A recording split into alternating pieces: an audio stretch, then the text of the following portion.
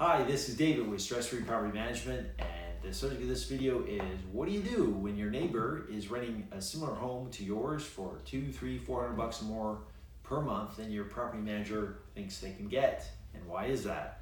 But before we get into that, please like the video below and subscribe if you find this interesting. So back to the subject. I get this all the time. So I'll go out, I'll take a look. I just had a client who has a townhome, nice area in Wesley Chapel, and he says his neighbor's getting $1,500 a month in rent. We pulled comps of properties that have recently rented, and the highest was $1,250 in that townhome community. Many of them $1,150. So that's a dilemma. So what I try to do is I give the owners a rental quote with the different properties that we found that have recently rented, so they can see how we got at that number.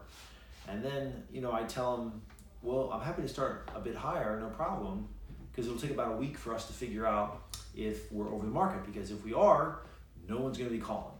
But the big question, at least in my mind, is how are these people renting your identical home just across the street for so much more money?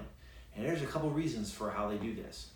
One, there are a lot of really unqualified tenants who will pay above market rent because they're desperate to get into a nice rental, because no one will rent to them because they have bad rental history, haven't been on a job, bad credit, criminal background, you name it, or all combination of those.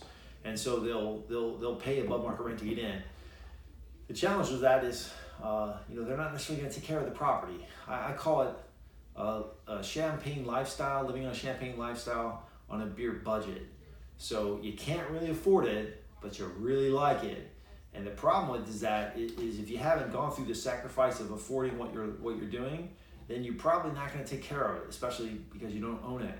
So it's worse in that case, and you see a lot more maintenance and damages to the home. Not even to mention that if any financial trouble shows up for these people, then they're likely to end in eviction, or they skip out on the rent and leave damages or whatever. So sure, that neighbor could be getting that rent, but they're getting it from an unqualified tenant, probably a lot more times than not. The second situation is maybe it's a big fish story, because people like to brag about what they paid and what they got, and often they exaggerate. Now, unless you're talking to the tenant, they clearly said they're paying that rent. How do you know that they really are paying that rent? People do tend to exaggerate.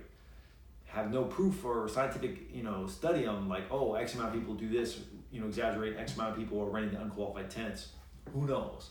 But that's the best I can get. If the current market's renting for $1,250 and they're getting $1,500, it's one of those two scenarios in my mind. So hopefully that is interesting if you're a property manager or you're thinking about renting out your home and you encounter this. Give it some thought. Thank you.